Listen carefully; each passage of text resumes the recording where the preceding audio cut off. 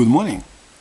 Today is June 21st, Friday, 2024. We continue with our Tanya studies. And today I want to clarify, this is recording number 104. I want to clarify something that I mentioned in recording number 84. I think I said it a little bit incorrectly. There are two modes of operation. There are 3 volumes of Tanya. Volume 1, 53 chapter, volume 2, 12 chapters, and volume 3, which is what we're doing now on chapter 7 and 8, also 12 chapters. Basically, we talked about let me refresh this picture. If you go to lesson number 84, you'll see this picture. It looks like a little mess.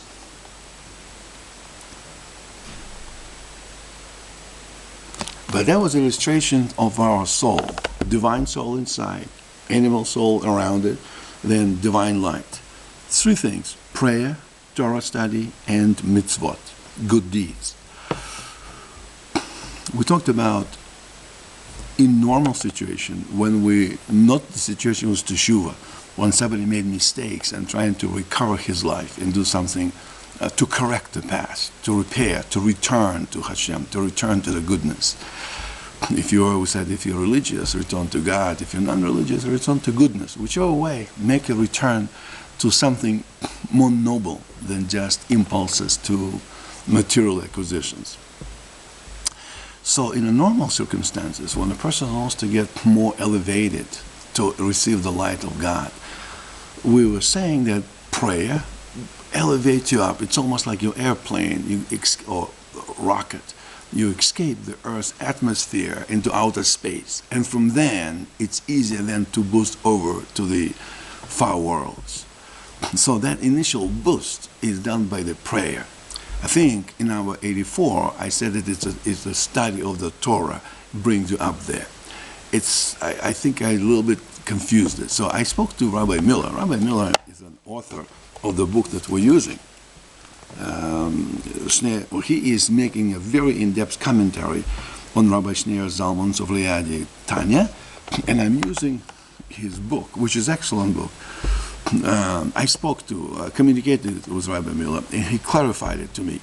He said that in the normal circumstances, the process of aligning yourself up with the upper light is different than the process when you're actually doing repair. So if you live in your house, in your apartment, and everything is fine, you have a certain mode of operation.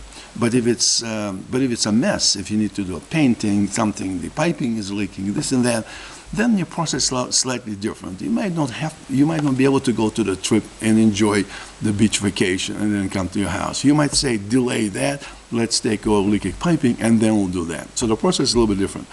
Normal situations, the prayer brings you up, elevates you. And the Torah study connects your divine soul with the Ein Sof, with the Shekhinah of the ultimate God's light. Not just come close, but you physically one. All souls are connected. All souls always have a root to the infinity. Paradoxically, that's where the finite and infinite get connected through a Torah study. But the prayer, like a candlelight of Shabbat candle, elevates you up to there in order for Torah study then to help you to do a final connection. What about your animal soul? Well, your good deeds, helping the old lady cross the street, participating in the soup kitchens, putting tefillin on in the morning, attending the synagogue, caring for another human being. Do things that are the right things to do. Even if you're not religious, you know what the right thing to do is.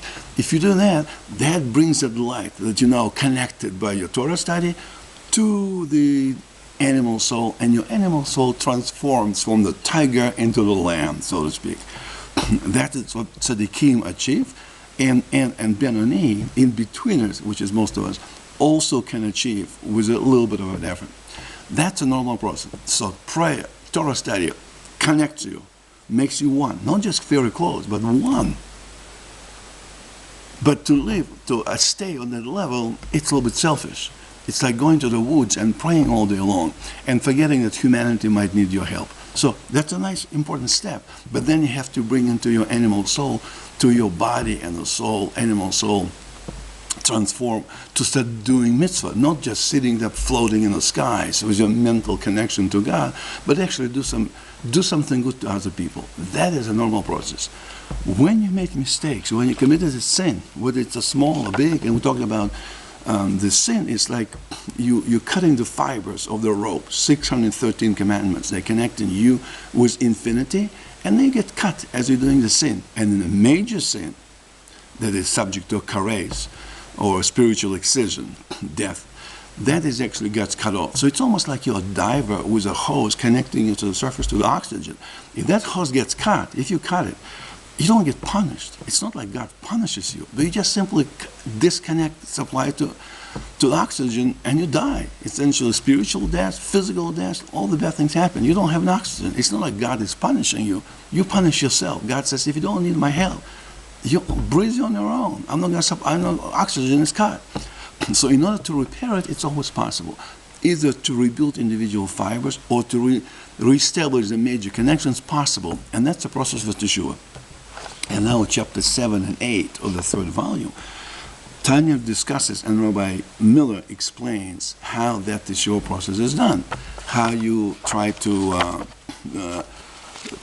specific. He provides us with specific recommendations what to do, how to physically start repairing the damage. And that damage, he makes a list of, I think, 4 or 5. Do charity. Start speaking Lashon Hara. Don't speak bad about other people. Control you. Don't become angry. Monitor your inflated ego. I'm not gonna call this guy to make peace with him. He is guilty. Let him call me. Well, that's ego. And the same, and the other guy. Doesn't matter whether you're right or wrong. Go to if you don't have enough in you to call a person and apologize, or go to apologize. Talk to at least a third party. Go to a rabbi, psychiatrist, a friend, who will make a call and say, listen, like Aaron was making in the desert. He was telling, Chaim, this guy is really sorry that he hurt you. And he tells the same thing to the other guy. And then the guys love Aaron as a peacemaker. They get together, they reconcile. So you can make some efforts to help another person. You can use a third party if you don't have it in you. But fundamentally, you have to try to reconcile. Doesn't matter you're right or wrong. Even you're 100% right. The person is still hurt. The person thinks that you're wrong. And maybe the person is wrong. But it still doesn't give you the moral power to say, well, when he gets to his senses, I will talk. He'll never get to his senses. You have to do something about it. Maybe don't push too hard. Don't intimidate, embarrass the guy or the girl. But at least talk to your friend, talk to your brother, talk to your relatives, talk to somebody and say, what can you do?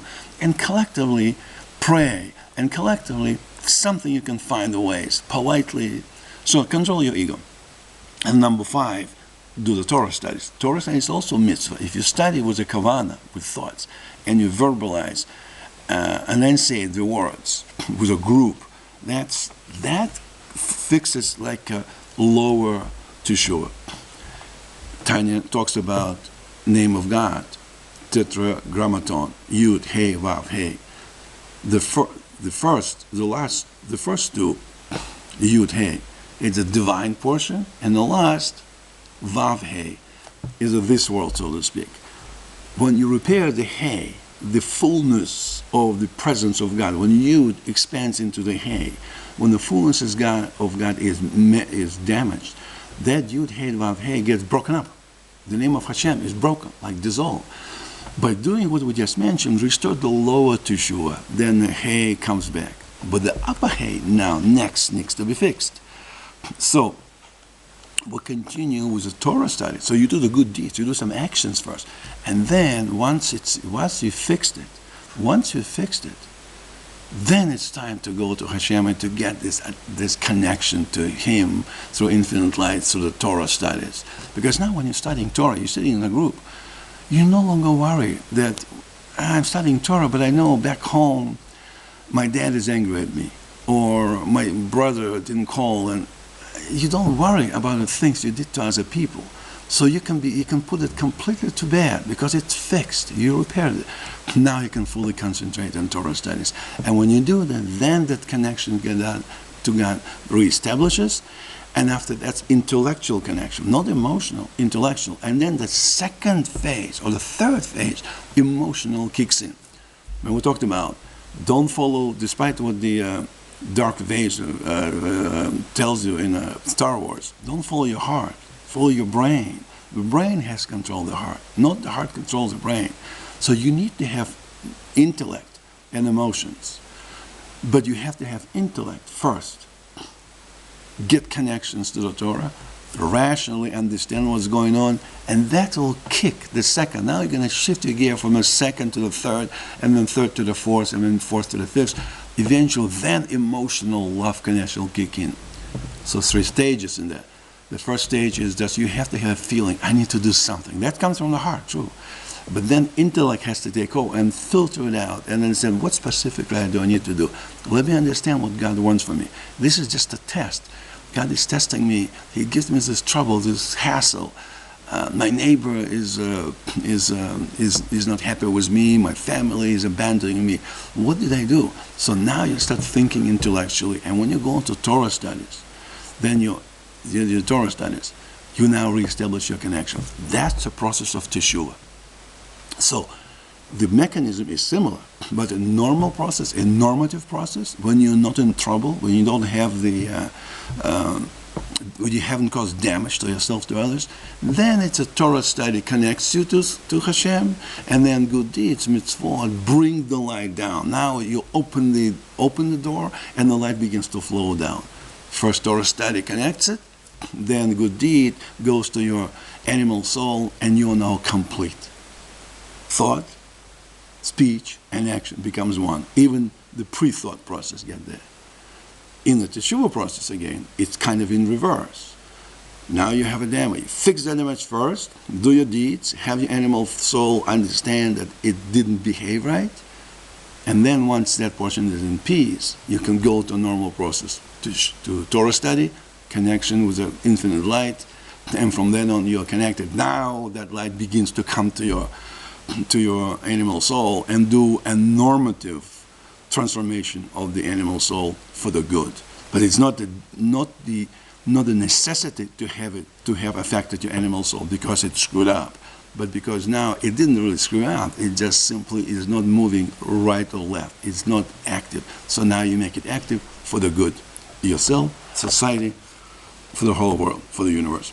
That's the differences, and that's why I want character. So if you want to go to recording number 84, in there, I think I misspoke. I said the Torah study only brings you up to this level, and then when you do mitzvot, that finally closes connection, makes you one. That was a little bit incorrect. The Torah study does make it, it's a prayer that brings you up there, not a Torah study. Prayer brings you up there, and Torah study makes a connection, makes it one, and then good deeds bring it down and make it all complete. In the normative process, in the teshuva process, it's kind of in reverse. First, you have to do the deeds to repair the damage. Now the boat is fixed, it no longer leaks. Now you can resume your journey, Torah study, connection with Hashem. That is called doing the upper teshuva. Lower teshuva, it's making immediate damage what you did in this universe. And then upper damage, infinite light, brings you to a full connection with God, and you're back on the course. Damage is fixed, like it never happened before. If you do the full teshuva, then even your bad things God can turn into the good. And about that, we'll talk next time. So it's Friday again. That's between recording 84 and 104, which we're doing together. You should be able to now more clearly understand the concept of teshuva in the damaging process or in a damaged situation. When you have problems, it helps solve your problems. You'll feel better. And in the normative process, how do you go from then on so you don't fall into the errors and doing mistakes in the future?